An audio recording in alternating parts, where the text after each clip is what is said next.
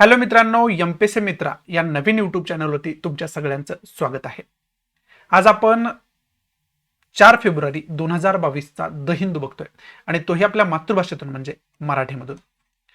पहिल्यांदा या लेक्चरचं स्वरूप सांगतो. पहिल्यांदा आपण महत्त्वाचे जे काही एडिटोरियल असतात ते डिस्कस करत असतोय आणि त्यानंतर ज्या काही महत्त्वाच्या न्यूज असतात ते आपण डिटेलमध्ये डिस्कस करण्याचा प्रयत्न करत असतोय. सकाळी आपण मराठी न्यूजपेपर लोकसत्ता डिस्कस केलाय, याच्या अगोदरचं लेक्चर, आणि त्याच्यानंतर लगेच आपण द हिंदूचं डिस्कशन करतोय. सुरुवात करूया मग. 4 फेब्रुवारी 2022चा द हिंदू आपल्याला काय सांगतोय बघू. पहिलं महत्वाचं एडिटोरियल कोणतं आहे ते डिस्कस करण्यास सुरुवात करू. So let start. पहिली जी दोन महत्वाची एडिटोरियल आहेत ती विशेष करून चायनाशी संबंधित आहेत.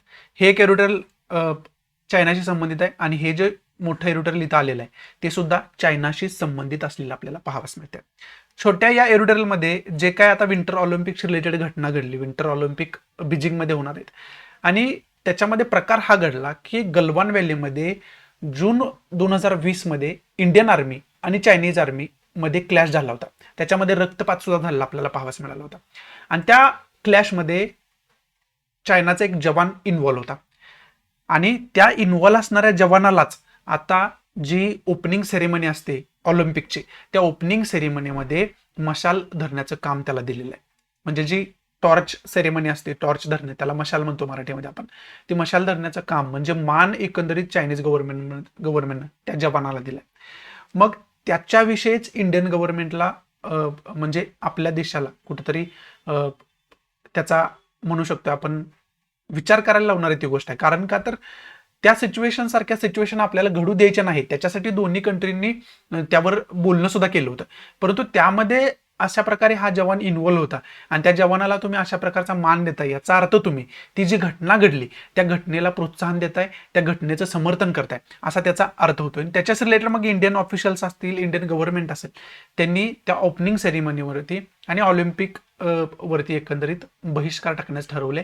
त्याच्यामध्ये कोणत्याही प्रकारे इंडियन ऑफिशियल्स किंवा इंडियन गव्हर्नमेंट सहभागी होणार नाही असं ऑफिशियल्सकडून जाहीर करण्यात आलेलं आपल्याला पाहावयास मिळालं. परंतु त्याच्यामध्ये जे काय भारतीय त्या ऑलिम्पिकमध्ये जाणार आहे ते सहभाग घेणार आहे, त्याच्यात काय वाद नाही आहे. फक्त तो जो प्रकार घडलेला आहे त्या जवानाला तुम्ही तशा पद्धतीनं तिथं प्रेझेंट केलं, याचा अर्थ तुम्ही जी गलवान व्हॅलीमध्ये घडलेली घटना होती त्याचं समर्थन करताय, असं त्यात जो इनडायरेक्टली संदेश चायनीज गव्हर्नमेंट देऊ पाहते त्याचा निषेध कुठंतरी भारतीय गव्हर्नमेंट करताना आपल्याला पाहावयास मिळते, जो की केला पण पाहिजे. विशेष करून याच जवानाला गलवान व्हॅली प्रकार घडल्यानंतर त्याला सन्मान सुद्धा त्याचा केला गेला होता. मग त्याच्यावरून समजतं की चायनीज गव्हर्नमेंट किती प्रमाणात अशा चुकीच्या ऍक्टिव्हिटीला प्रोत्साहन देत असते. एका बाजूला ज्यावेळेस इंडियन गव्हर्नमेंट आणि चायनीज गव्हर्नमेंट त्याच्यावरती सोल्युशन काढण्यासाठी बोलण्यासाठी बसते, त्यावेळेस बोलायचं की आपल्याला हे संपवायचं आहे, हे होऊ द्यायचं नाही, दोघांनी त्या जे एरिया डिस्प्युटेड आहे त्या एरियापासून बाजूला राहायचं, हे एका ठिकाणी बोलायचं आणि एका ठिकाणी अशा कृतींना समर्थन द्यायचं, हे कुठलं तरी द्विटप्पी भावना चायनीज गव्हर्नमेंटची असलेली आपल्याला पाहावयास मिळते. आणि त्याच्यावरतीच हे भाष्य करणारं खरं तर आर्टिकल असलेलं पाहावयास मिळते. त्याच्यावरती बहिष्काराचा उल्लेख इथं आलाय. मिनिस्टर ऑफ एक्सटर्नल अफेअरनं जो बहिष्कार टाकलाय, आपले जे परराष्ट्र मंत्रालय त्यांनी बहिष्कार टाकलेला आहे, हे याच्यामध्ये खरं तर सांगण्याचा प्रयत्न केलाय. आणि हे जे दुसरं एडिटोरियल आहे, या एडिटोरियलमध्ये डेप्सांग जो एरिया आहे, लाईन ऑफ ऍक्च्युअल कंट्रोलचा डेप्सांग एरिया आहे, त्या डेप्सांग एरियाचं महत्व आपल्या दृष्टीतून किती आहे हे खरं तर या एडिटोरियलमध्ये सांगण्याचा प्रयत्न केलाय, जे की मॅपच्या दृष्टीतून आपल्याला बघणं गरजेचं आहे. ते मॅपच्या दृष्टीतून मी तुम्हाला समजावून सांगणार आहे. आणि हे जे छोटंसं एडिटोरियल आहे याच्यामध्ये काय डिटेलमध्ये घटना घडली त्याची आज फ्रंट पेजला द हिंदूला न्यूज पर आहे. ज्यावेळेस न्यूजचं आपण डिस्कशन करणार आहोत त्यावेळेस तुम्हाला ते विशेष करून समजेलच. मग आता हे जे दुसरं एडिटोरियल आहे ते विशेष करून मॅपच्या दृष्टीतून आपण समजून घेणं गरजेचं आहे. मग ते मॅपच्या दृष्टीतून तुम्हाला समजावून सांगतो की नेमकं चायनीज गव्हर्नमेंट आणि इंडियन गव्हर्नमेंटमध्ये डेप्सांग एरिया असेल किंवा इतर लाईन ऑफ ऍक्च्युअल कंट्रोलवरचे एरिया असेल त्याच्यावरून कशा पद्धतीचा वाद चालला हे मॅपच्या आधारे आपण बघूयात. हा जर मॅप बघितला तर चांगल्या पद्धतीने आपल्याला समजू शकते की लाईन ऑफ ऍक्च्युअल कंट्रोलचा हा जो डॅश डॅश न लाईन काढून दाखवली ना आपल्याला, तो एरिया आहे त्याला आपण लाईन ऑफ ऍक्च्युअल कंट्रोल म्हणतो. आणि याच्यावरतीच अनेक जे एरिया आहेत ते खरं तर डिस्प्यूटचे एरिया असतात. त्याच्यामध्ये विशेष करून दोघांमध्ये डिस्प्यूट चालू होता. हा जो डेप्सांगचा एरिया आहे, या लाईन ऑफ ऍक्च्युअल कंट्रोलवरतीच डेप्सांगचा एरिया तुम्हाला इथं लाल डॉटमध्ये दाखवलेला आपल्याला पाहावयास मिळतोय. त्याचबरोबर गलवान व्हॅलीचा तिथंच शेजारी एरिया असलेला आपल्याला पाहावयास मिळते. काही किलोमीटरचं अंतर सोडला तर त्याला आपण गलवान व्हॅली म्हणतो. याच्यावरतीच या गलवान व्हॅलीमध्येच 2020 मध्ये क्लॅश झाला होता, जून 2020 मध्ये. त्याच्यामध्ये जवान सुद्धा आपले काही शहीद झाले, त्यांचे पण जवानांना काही हानी पोहोचली होती आणि तिथं रक्तपात तशा पद्धतीने आपल्याला झालेला पाहावास मिळाला होता. आणि ते टाळण्यासाठी दोन्ही गव्हर्नमेंट काम सुद्धा करते असं कुठंतरी चित्र निर्माण झालं त्यानंतर. परंतु आता जो बीजिंगमध्ये प्रकार घडला त्याच्यावरून असं समजतं की चायनाला कोणत्याही प्रकारे तिथं शांतता प्रस्थापित करण्यासाठी प्रयत्न करायचे नाहीत, तर उलट इंडियन ची टेरिटरी आहे त्याच्यावरती आपण कशा पद्धतीने कब्जा करू शकतो याच्यावरती भर द्यायचा हे आपल्याला पाहावयास मिळतं. त्यानंतर परत दुसरे जर एरिया बघितलं तर इथं दारबुकचा एरिया आहे, त्याचबरोबर इथं लेहचा एरिया आहे, आपल्याला पाहावयास मिळतं. त्यानंतर दुसरा जर मॅप बघितला तर या मॅपमध्ये आणखी डिटेलमध्ये एरिया आपल्याला अंडरलाईन करून सांगितलेले आहेत. हा जो एरिया आहे या एरियाविषयी आपण खरं तर बोलतोय. विशेष करून आणखी एरिया कोणकोणते आहेत तर दौलत बेग ओल्डी हा एरिया आहे विशेष करून. त्यानंतर डेप्सांग ला हा एरिया आहे इथं पाहावयास मिळते. राखीनाला हा एरिया इथं पाहावयास मिळतोय. त्याचबरोबर स्पांगूर हा सुद्धा एरिया इथं लाईन ऑफ ऍक्च्युअल कंट्रोलवरती पाहावयास मिळतोय. त्याचबरोबर चुशुल एरिया आहे, पेंगांगसो लेकचा एरिया आहे. आता पेंगांगसो लेक जो आहे याच्यावरून सुद्धा वारंवार वाद असतो. हा पेंगांगसो लेकचा एरिया सुद्धा जास्त न्यूजमध्ये असतो. त्यामुळे आपल्याला त्या एरियाविषयीची सुद्धा इन्फॉर्मेशन जी काय आहे ते डिटेलमध्ये माहिती असणं कुठेतरी गरजेचं आहे. मॅप बेसवरती अशा प्रकारे मॅप देऊन तुम्हाला त्याच्यावरती क्वेश्चन विचारण्याचे चान्सेस जास्त असतात. त्यामुळं तशी इन्फॉर्मेशन आपण काढून ठेवणं कुठेतरी गरजेचं असतं. त्याचबरोबर इकडं डेमचॉकचा एरिया आहे. सिपकी पास जे आहे, जी खिंड म्हणतो त्याला, पास म्हणजे खिंड, सिपकी खिंड जे आहे तो खिंडचा एरिया या ठिकाणी आपल्याला पाहावयास मिळतं. आणि बाकी सुद्धा काराकोरम पासचा एरिया आहे, म्हणजे काराकोरम खिंड आहे इथं, ही खिंड काराकोरम पासचा एरिया आपल्याला पाहावयास मिळतोय. आणि हा जो छोटासा एरिया आहे तो सियाचिन ग्लेशियरचा एरिया मानला जातो, सियाचिन ग्लेशियरचा एरिया. आणि या एरिटोरियलमध्ये आपल्याला विशेष करून फोकस कशावरती केलाय तर विशेष करून फोकस केलाय डेप्सांग जो एरिया आहे त्या डेप्सांग एरियावरती फोकस केलेला आपल्याला पाहावयास मिळतोय. या मॅपमध्ये सुद्धा चांगल्या पद्धतीनं त्यांनी समजावून सांगण्याचा प्रयत्न केलाय की महत्वाची ठिकाणं कुठं कुठं आहेत आणि त्याच्यावरून कशा पद्धतीनं वाद चालू आहेत. विशेष करून इथं डेप्सांग प्लेन्स आहे, गलवान व्हॅली आहे, हॉट स्प्रिंगचा एरिया या ठिकाणी पाहावयास मिळतोय. नॉर्थ बँक पेंगांगसो लेक आहे आणि साऊथ बँक पेंगांगसो लेक आहे, म्हणजे पेंगांगसो लेकचा उत्तरेकडचा भाग आणि दक्षिणेकडचा भाग या ठिकाणी इथं दिलाय. मग आता या एरिटोरियलमध्ये विशेष करून कशाबद्दल बोललंय तर डेप्सांग बद्दल बोललंय विशेष करून. मग डेप्सांगचं महत्व सांगताना पहिलं तर महत्व डेप्सांगचं हे की त्या एरियामध्ये जर तुम्हाला सपाट भूमीचा एरिया पाहिजे असेल तर एकाच ठिकाणी चांगल्या पद्धतीनं सपाट भूमीचा एरिया अवेलेबल आहे, तो म्हणजे डेप्सांगचा एरिया. आणि डेप्सांगचा एरिया ला सपाट भूमीची आपल्याला काय गरज आहे, जर उद्या युद्धजन्य परिस्थिती निर्माण झाली तर आपल्याला सैनिक डिप्लॉय करण्यासाठी, विविध यंत्रणा तिथं डिप्लॉय करण्यासाठी सपाट भूमीची जास्त गरज पडणार आहे. आणि त्या सपाट भूमीसाठी आपल्याला डेप्सांगचं एक वेगळं महत्व असलेलं आपल्याला पाहावयास मिळतं. अशाच प्रकारच्या एरियावरती चायना वारंवार कंट्रोल करायचा प्रयत्न करत असतोय, घुसखोरी इलिगल करायचा प्रयत्न करत असतोय. वारंवार तिथं रक्तपात घडत असताना आपल्याला पाहावयास मिळतं. वारंवार चायनीज आर्मी आणि इंडियन आर्मी यांच्यामध्ये क्लॅश झालेला वारंवार आपल्या न्यूजमध्ये आपल्याला पाहावयास मिळतात. त्याला हीच सगळी कारणं असलेली या ठिकाणी पाहावयास मिळतात. विशेष करून आता ढोबळमानानं विचार करायचा झाला तर हा जो एरिया आहे या साईडचा, हा टोटल एरिया जो आहे तो आपला एरिया आहे, परंतु 1962च्या युद्धामध्ये हा एरिया चायनाच्या कब्जामध्ये गेलेला आपल्याला पाहावयास मिळतं. आणि हा एरिया आपला असताना सुद्धा त्यानंतर त्यांनी याच्यावरती कब्जा करून ठेवलेला आहे. त्याचबरोबर इथं छोटासा ग्लेशियरचा एरिया आहे, तो सुद्धा चायनाच्या कब्जात आहे. आणि इकडं लाईन ऑफ ऍक्च्युअल कंट्रोल अशा पद्धतीचे जे मी तुम्हाला ड्रॉ करून दाखवले, आणि इकडच्या एरियावरती पाकिस्तानचा कंट्रोल असलेला आपल्याला पाहावयास मिळतं. हा आहे आपला एरिया, परंतु याच्यावरती पाकिस्तानचा कंट्रोल असलेला आपल्याला पाहावयास मिळतं. मग हे टाळण्यासाठी खरं तर आपल्याला नुसतं दुरुस्त राहणं, मजबूत राहणं गरजेचं आहे. असं कोणी येऊन जर आपल्यावरती कंट्रोल प्रस्थापित करायला लागलं तर आपली भूमी जास्तीत जास्त त्यांच्याकडे भविष्यामध्ये जाऊ शकते. त्याच्याच रिलेटेड आपण प्रिकॉशन्स घ्यायला पाहिजे. हा सुद्धा एक वेगळा पॉईंट या एरिटोरियलमध्ये सांगण्याचा आपल्याला प्रयत्न केला आपल्याला पाहावयास मिळतं. मग विशेष करून या एरिटोरियलच्या अंतर्गत तुम्हाला हा जो टोटल मॅप आहे तो टोटल मॅप चांगल्या पद्धतीने माहिती असणं गरजेचं आहे. याच्यावरती मॅपच्या दृष्टीतून कसा जरी क्वेश्चन विचारला तर तो तुम्हाला चांगल्या पद्धतीने सॉल्व्ह करता यायला पाहिजे. त्याच्यासाठी मॅप रिडिंग जे असतं मॅप रोज बघणं जे असतं ते आपलं स्ट्रॉंग पाहिजे, मॅपवरती चांगली कमांड आपली पाहिजे. त्याच्यासाठी मी तुम्हाला मॅपच्या माध्यमातून हे समजावून सांगण्याचा प्रयत्न केला आहे. पुढचं जे एडिटोरियल आहे ते विशेष करून मेघालयाशी रिलेटेड आहे. आता कोविड-19 मध्ये काय महत्वाचे सदस्य कुटुंबातले गेले असतील तर त्यांना विशेष करून अलाउन्स जाहीर केला होता, पॅकेज जाहीर केलं होतं. परंतु खरंच ते पॅकेज ग्राउंड लेवलपर्यंत पोहोचलंय की नाही, मेघालयामध्ये काय सिच्युएशन आहे हे सांगणार हे खरं तर एडिटोरियल विशेष करून मेघालय या स्टेटवरती फोकस केलाय. त्यामुळे डिटेलमध्ये ते आपल्याला बघण्याची काही गरज नाही. परंतु याच्यामध्ये राईट टू इन्फॉर्मेशन ऍक्टचा सुद्धा उल्लेख आलाय. मग राईट टू इन्फॉर्मेशनचा जो ऍक्ट आहे त्या राईट टू इन्फॉर्मेशन ऍक्टची आपण डिटेल इन्फॉर्मेशन काढायला पाहिजे, ज्याला आपण RTI ऍक्ट असं संबोधतो. मग तो राईट टू इन्फॉर्मेशन ऍक्ट कधी पास केला, त्याचं महत्व काय आहे, त्याच्या अंतर्गत काय काय होऊ शकतं, याची छोटीशी इन्फॉर्मेशन आपल्याकडे असणं कुठेतरी गरजेचं आहे. हा पहिला की पॉईंट या एडिटोरियलमध्ये आपण घेऊ शकतोय. आणि दुसरा म्हणजे विशेष करून मेघालयाचं लोकेशन, त्याचं वैशिष्ट्य काय आहे, याची डिटेल इन्फॉर्मेशन आपल्याला असणं कुठेतरी गरजेचं आहे. मेघालय अनेक वेळा न्यूजमध्ये असतो जास्त, त्यामुळं मेघालयाचं लोकेशन वगैरे व्यवस्थित बघून ठेवायला पाहिजे. महत्वाचं इंडस्ट्रियल सेक्टर कुठलं आहे तिथं ते बघायला पाहिजे. महत्वाचं पीक कोणतं घेतलं जातं ते बघायला पाहिजे. जॉग्राफिकल म्हणजे भौगोलिक त्याचं काय वेगळं महत्व आहे ते आपण खरं तर बघून ठेवायला पाहिजे. आणि विशेष करून खनिज साधन संपत्ती कोणती तिथे सापडते का, अशा पद्धतीचा सुद्धा अभ्यास आपण मेघालयाशी रिलेटेड करून ठेवायला पाहिजे. बाकी याच्यामधून घेण्यासारखं इम्पॉर्टंट असं काही नाहीये. पुढचं जे एडिटोरियल इथं पाहावयास मिळतं छोटंसं, ते एडिटोरियल जे झूम करतोय मी ते तुम्हाला दिसत असेल, ते एडिटोरियल जे आहे ते विशेष करून क्रिप्टोकरन्सीवरती जी पॉलिसी आपली आली आता बजेटमध्ये त्याच्यावरती बोलणारं हे एडिटोरियल असलेलं आपल्याला पाहावयास मिळतं. क्रिप्टोकरन्सी म्हणजे त्याचं एक्झाम्पल घ्यायचं तर बिटकॉइन आहे, एथरम आहे, अशा प्रकारच्या ज्या करन्सी आहेत त्यांचं वास्तविक खरं तर फिजिकली आपण त्यांना टच करू शकत नाही वगैरे, परंतु डिजिटली त्यांचं अस्तित्व असतं, त्यांची एक किंमत आहे. मग आता बजेट प्रस्तुत व्हायच्या अगोदर समाज माध्यमातून असा सुरू उमटत होता की कदाचित ही जी क्रिप्टोकरन्सी आहे ती इंडियन गव्हर्नमेंट बॅन करणार आहे. त्यामुळे जे क्रिप्टोकरन्सीमध्ये इन्व्हेस्ट करणारे आहेत, इन्व्हेस्टर आहेत, त्यांच्यामध्ये एक इन्फेरियरिटी कॉम्प्लेक्स आला होता, त्यांच्यामध्ये एक भीतीचं वातावरण निर्माण झालं होतं. परंतु आता या बजेटमध्ये हे स्पष्ट केले गव्हर्नमेंटनं काय, तर क्रिप्टोकरन्सी बॅन केली जाणार नाही, परंतु त्याच्यावरती 30% पर्यंत टॅक्स लावण्यात येईल.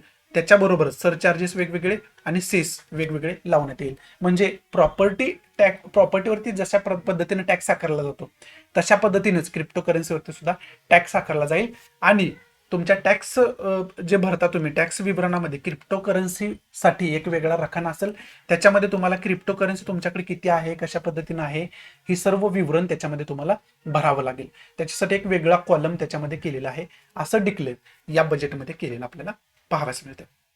मग त्या अनुषंगाने तुम्हाला पहिला तर की पॉईंट क्रिप्टोकरन्सी काय आहे याची छोटीशी इन्फॉर्मेशन असायला पाहिजे.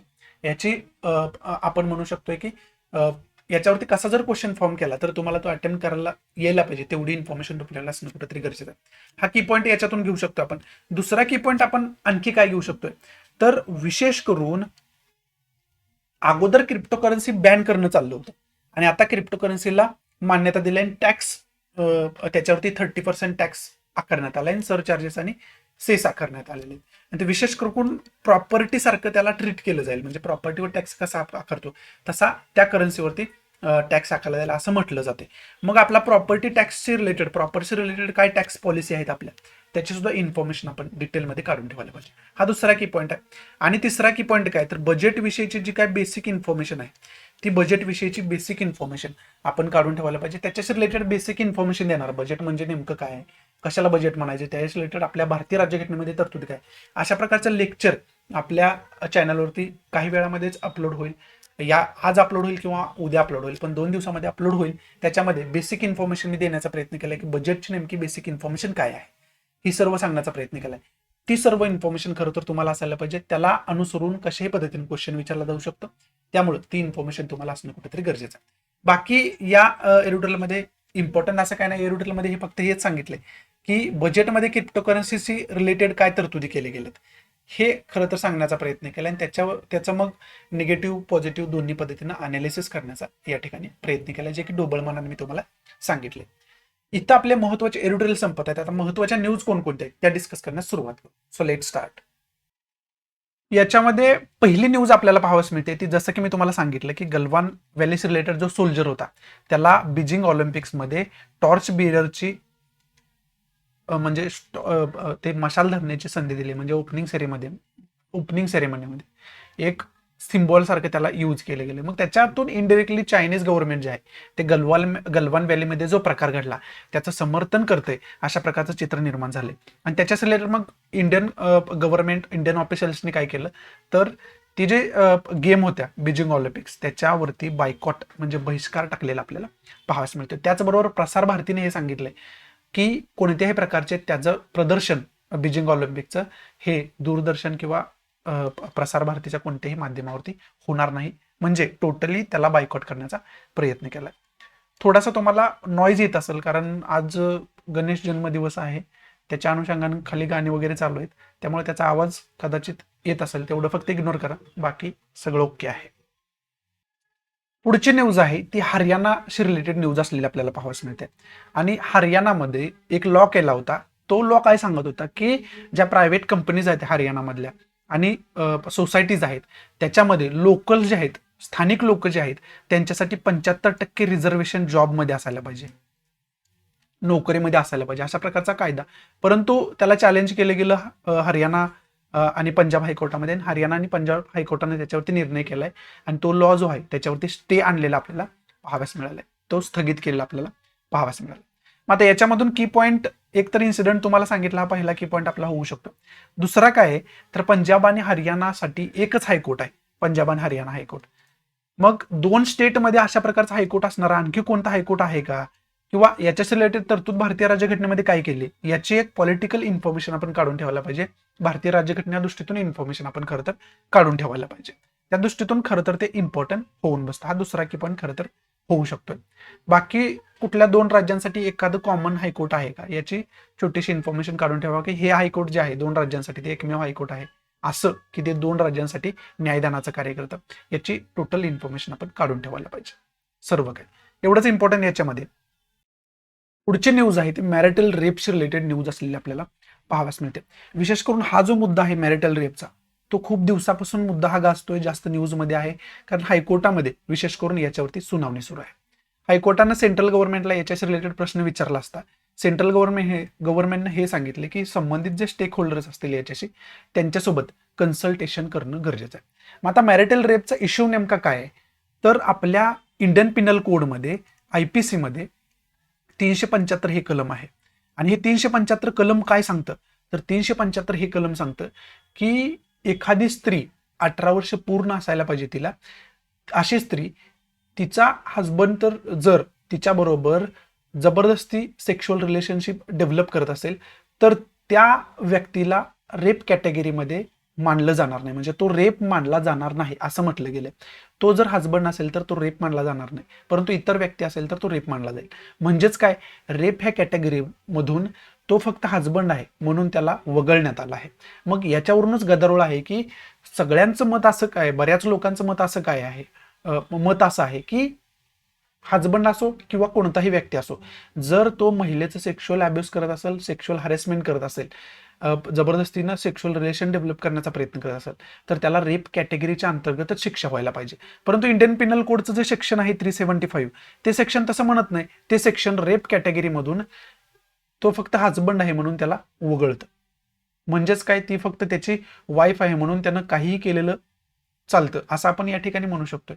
अशीच तरतूद आहे मग याच्यामध्ये. मग याच्याच रिलेटेड सेंट्रल गव्हर्नमेंटला हायकोर्टानं प्रश्न विचारलेला आपल्याला पाहाव्यास मिळतो या आर्टिकल्स रिलेटेडच. त्यामुळे हे आर्टिकल लक्षात ठेवण्याचा प्रयत्न करा की याच्यामध्ये नेमकी तरतूद काय, ढोबळमानानं तुम्हाला सांगितले. लिगल भाषेमध्ये तरतूद काही इंटरनेटवरती तुम्ही बघू शकता, ते काही रॉकेट सायन्स नाही. हा पहिला की पॉईंट खरं तर याचा होऊ शकतो. दुसरा काय, याच्याच रिलेटेड दुसरा एक ऍक्ट आहे, दुसरा डोमेस्टिक व्हायलन्स ऍक्ट आहे, protection of woman from domestic violence act आहे. मग त्या ऍक्टमध्ये काय कुणाकुणाला शिक्षा होऊ शकते, त्या ऍक्टमधला सेक्शन 3 आहे, हे काल पण आपण डिस्कस केलं होतं. त्या ऍक्टमधला सेक्शन 3 आहे.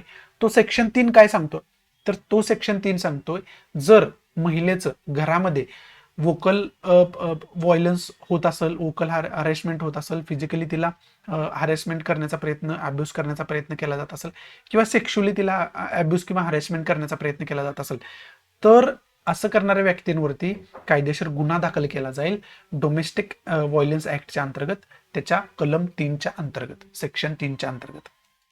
हे खरं तर त्याच्यामध्ये सांगितलंय. मग तरी सुद्धा हा डोमेस्टिक व्हायलन्स ऍक्ट जरी असला तरी सुद्धा ज्या प्रमाणात तिला त्या महिलेला प्रोटेक्शन मिळायला पाहिजे त्या प्रमाणात मिळत नाही. कुठंतरी 375 हे जे कलम आहे ते कुठंतरी सूट देतं त्या हजबंडला तिच्यासोबत काहीही करण्यासाठी. त्यामुळे खरं तर या कलमावरून खरं तर हा वाद पेटलेला आहे, हा डिबेट सुरू झालेला आपल्याला पाहावयास मिळतो. त्यामुळे ही टोटल केस स्टडी जी आहे ती आपल्याला माहिती असणं गरजेचं आहे. विशेष करून इंडियन पिनल कोडचं सेक्शन 375, त्याचबरोबर डोमेस्टिक व्हायलन्स ऍक्ट जो आहे त्याच्या सेक्शन 3 जे आहे ते सुद्धा आपल्याला माहिती असणं कुठंतरी गरजेचं आहे. या 2 की पॉईंटच्या दृष्टीतून ही न्यूज जी होती ती महत्वाची होती असं आपण म्हणू शकतोय. पुढची न्यूज आहे राज्यसभेमध्ये जो डिबेट झाला त्याच्याशी रिलेटेड न्यूज असलेली आपल्याला पाहावयास मिळते. काँग्रेस लीडर दिग्विजय सिंग यांनी मोदींना उद्देशून हा प्रश्न विचारलाय की विशेष करून सरकारला उद्देशून हा प्रश्न विचारलाय की हरिद्वारमध्ये जो हेट स्पीचचा प्रकार घडला त्याच्याशी रिलेटेड मोदी शांत का आहे, त्याच्यावरती त्यांनी भाष्य का केलं नाही, अशा प्रकारचा प्रश्न त्यांनी विचारलेला आपल्याला पाहावयास मिळतोय. मग याच्यातून आपल्याला विशेष करून हरिद्वारचा मुद्दा माहिती पाहिजे. हरिद्वारमध्ये काय झालं होतं, एक धर्मसंस्थेची ऑर्गनायझेशन आहे, त्यांनी एक सभा भरवली होती, विशेष करून हिंदू धर्माची सभा होती ती. त्याच्यामध्ये मुस्लिमांविषयी हेट्रेट पसरवणारी भाषा बोलली गेली. मुस्लिमांना या देशातून साफ करायला पाहिजे, त्यांची सामूहिक कत्तल करायला पाहिजे, त्यांना संपवून टाकायला पाहिजे, त्यांचं नामोनिशाण मिटवायला पाहिजे, अशा प्रकारची भाषा तिथं केली गेली जी की मुस्लिम बांधवांच्या विरोधात द्वेष पसरवणारी भाषा होती. मग त्यालाच हेट स्पीच म्हटलं गेले. मग त्या हेट स्पीचवरती मोदींनी आजपर्यंत का भाष्य केलं नाही असा प्रश्न दिग्विजय सिंग यांनी विचारलेला आपल्याला पाहावयास मिळते. मग याच्यातून पहिला तर की पॉईंट आपल्याला माहिती पाहिजे की हेट स्पीच रिलेटेड इन्फॉर्मेशन आपल्याला असणं कुठेतरी गरजेचं आहे. हा पहिला की पॉईंट आहे. दुसरा की पॉईंट आपला काय होऊ शकतो, तर विशेष करून हेट स्पीच हरिद्वारचा प्रकार घडला त्यावेळेस 2 महत्वाचे मुद्दे जास्त न्यूजमध्ये होते. ते म्हणजे फ्रीडम ऑफ रिलिजन्स, कारण का रिलिजनशी रिलेटेड मुद्दा होता, आणि दुसरा काय फ्रीडम ऑफ स्पीच म्हणजे बोलण्याचा मुद्दा होता. हे 2 खरं तर मुद्दे एडिटोरियल सुद्धा अनेक याच्यावरती आलेले आपल्याला पाहावयास मिळाले होते. मग आता याच्यामध्ये फ्रीडम ऑफ रिलिजनची प्रोव्हिजन, फ्रीडम ऑफ स्पीचची प्रोव्हिजन जे दिले ते आपल्याला मूलभूत अधिकारांमध्ये दिले, फंडामेंटल राईट्समध्ये दिले, जे की आपल्या भारतीय राज्यघटनेचं कलम 12 ते 35 पर्यंत आपल्याला फंडामेंटल राईट्स दिलेले आहेत आपल्याला. त्यामुळे आपल्याला या अनुषंगाने आपण त्या फंडामेंटल राईट्सचा अभ्यास करणं कुठेतरी गरजेचं आहे. 12 ते 35 हे जे मूलभूत अधिकार आपल्याला दिलेले आहेत, कलम 12 ते कलम 35 पर्यंत, भारतीय राज्यघटनेचे कलम 12 ते कलम 35, या कलम 12 ते कलम 35 आपण डिटेल अभ्यास करून ठेवायला पाहिजे. हेच खरं तर या न्यूजमधून आपण घेऊ शकतोय. त्याचबरोबर आणखी एक मुद्दा आपण काय घेऊ शकतो, तर सेक्युलरिझमचा उल्लेख आहे आपल्या भारतीय राज्यघटनेच्या प्रस्तावनेमध्ये, प्रिॲम्बलमध्ये. मग ती सेक्युलरिझम त्याला मराठीमध्ये आपण हे धर्मनिरपेक्षता असं संबोधतो. मग ती धर्मनिरपेक्षता कन्सेप्ट काय आहे, ती कन्सेप्ट आपण डिटेल अभ्यास करून ठेवायला पाहिजे. नेमकं धर्मनिरपेक्षता या कन्सेप्टचा अर्थ भारतीय राज्यघटनेमध्ये काय दिलाय आणि का ते प्रिॲम्बलमध्ये मेन्शन केले, याची सर्व इन्फॉर्मेशन आपण काढून ठेवणं अत्यंत गरजेचं होऊन बसतं. हे 3 की पॉईंट खऱ्या अर्थाने या न्यूजमधून आपण घेऊ शकतोय. बाकी याच्यामध्ये इम्पॉर्टंट असं काही नाहीये. इथं आपल्या आजच्या महत्त्वाच्या न्यूज खऱ्या अर्थानं समाप्त होत आहेत. आजच्या द हिंदूमध्ये आपण महत्त्वाचे एडिटोरियल आणि महत्त्वाच्या न्यूज ज्या होता त्या डिटेलमध्ये खरं तर डिस्कस करण्याचा प्रयत्न केला. आशा आहे की मी तुम्हाला चांगल्या पद्धतीनं आपल्या मातृभाषेतून म्हणजे मराठीमधून द हिंदू आजचा एक्सप्लेन करू शकलो असेल. जर आवडत असेल तर प्लीज लाईक करा, नसेल तर डिसलाईक करा, आणि डिसलाईक का केलं हे कमेंट बॉक्समध्ये नक्की सांगा, जेणेकरून तुमच्या इन्स्ट्रक्शननुसार त्याच्यामध्ये मी इम्प्रोव्हायझेशन करू शकेन. आणि प्लीज आपल्या जास्तीत जास्त मराठी विद्यार्थ्यांना शेअर करा, जेणेकरून सर्व मराठी विद्यार्थ्यांना याचा फायदा होऊ शकेल. सो या नोटवरती मी तुमची रजा घेतो. भेटूया आपण नवीन लेक्चरमध्ये. तोपर्यंत thanks for watching. Good bye, take care, जय हिंद.